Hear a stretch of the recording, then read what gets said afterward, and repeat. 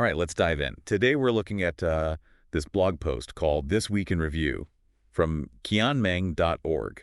It's like a week-long personal log. It is, yeah. And the author, they call themselves an old software plumber. I love that. I know. So we're going to explore their week, their goals, their habits, everything. It's broken down into all these different activities. Yeah. Health, coding, even fish keeping. A lot to unpack. I'm ready.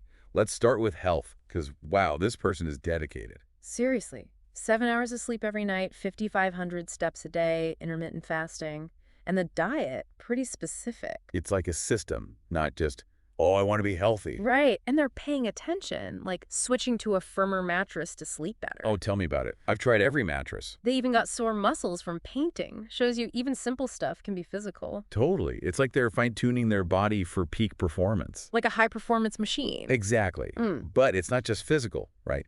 They're big on mindfulness, too. Huge. Sitting meditation, walking meditation. They even do this thing called mental noting. Mental noting. Yeah, it's, well, I don't have to get into the specifics, but it's another mindfulness technique. Okay, cool. And get this, they even see painting and not tying as active meditation. Right. Mindfulness in everyday stuff. I like that perspective. Me too. It's inspiring. Okay, so we've got a health-conscious, mindful person. Yeah. But they're also a maker, you know? Oh, yeah. Especially in their cooking, they focus on the basics. Vegetable prep, egg recipes. Simple stuff, but important. And it ties into this theme of self-sufficiency, controlling what you consume. You see it again with their decluttering. The one-item rule, right? Yeah. When walking to the kitchen, just grab one thing to declutter, little by little. Like eating an elephant one bite at a time. Exactly. A methodical approach. Okay, ready for more. This person's an avid reader and writer, too. Wait, there's more? Oh, yeah. They're reading this book all about managing blood pressure, blood sugar, lipids, all that. They're into self-improvement. Clearly. And that feeds into the writing goals. Because those goals are ambitious. 2 blog posts per day focusing on coding. 2 a day? Wow. And not just any posts.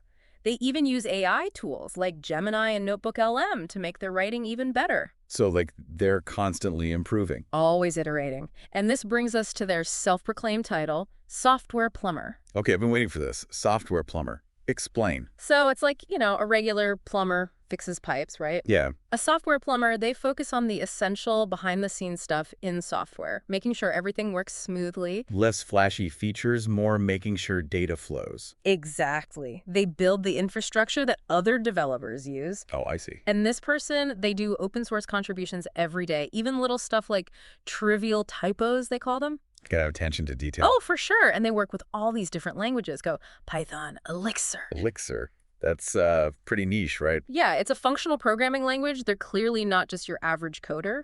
Like a master craftsman with a whole toolkit. Precisely. But before we get too deep into the coding, let's not forget about the hobbies. Right, because a software plumber needs some downtime, too. Of course. And that's where things get even more interesting. Fish keeping, gardening, even photography. It's like they approach their hobbies with the same level of detail as everything else. Totally. They even build these outdoor ponds out of plastic containers. Resourceful, right? Super creative. And they're looking for the best macro lens for their phone. Right. Makes you wonder what they're trying to photograph.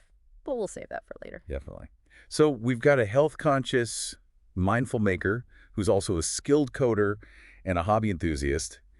And this is just week 1. Just the beginning. There's so much more to uncover. 2 blog posts a day. It's incredible. It's a lot. It takes serious discipline, especially when you consider the quality, They're not just churning out words. They're going back, rereading older posts, even using AI tools like Gemini, Notebook LM to refine their style. It's like they're applying that optimization mindset to their writing, like with health, with coding. Yeah. Speaking of which, I think we got to unpack this software plumber thing a bit more. Sure. When I think plumber, I'm picturing leaky pipes, not lines of code.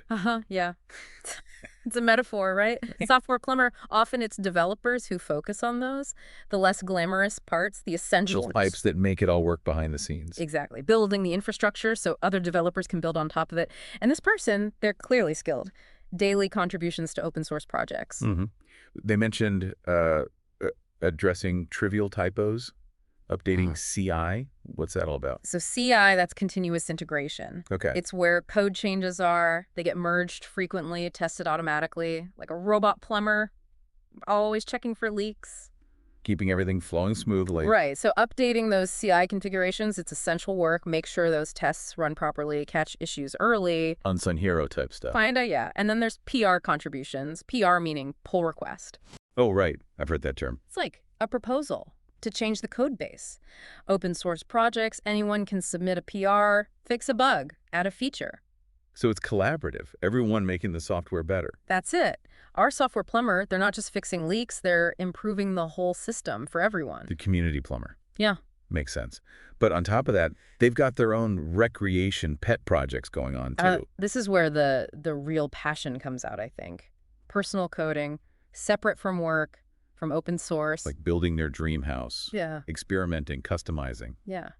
And, a lot of big software products, they started this way. Someone's side project, trying to solve a problem they had. Inspiring, isn't it? Even an old software plumber, still tinkering, still learning. Always. Makes me want to dust off some old code, see what I can build. But we've got to remember, there's more to this person than just code. True. We got the fish tanks, the macro lenses, the gardens. Seems like every part of their life, it's carefully chosen, thoughtfully put together. I can't wait to dig into those non-coding passions, see what other insights we can get. Well, you won't have to wait long. Okay, so we've seen how structured and intentional this software plumber is with their health, their mindfulness, their coding. Now let's get to the fun stuff. Hobbies. Right. And it's fascinating how those same qualities, that meticulousness, the self-improvement drive, it all carries over. Oh, yeah. Remember the fish-keeping details, the yellow-blue rack, the outdoor ponds, all those guppies? It's serious business, not just casual. Not at all. It's a carefully curated little world. Like they're applying software engineering to their fish tanks. Maybe. Designing systems, optimizing, constantly tweaking. And those ponds made from plastic containers. That's clever. Total DIY. Shows you they're resourceful, like to find solutions, whether it's code or their backyard. Yeah. And it's not just about looks. They're searching for specific fish plants. It's about balance, diversity. Little miniature ecosystem. Right there. And the guppies, searching for different colors, varieties, like collecting living art.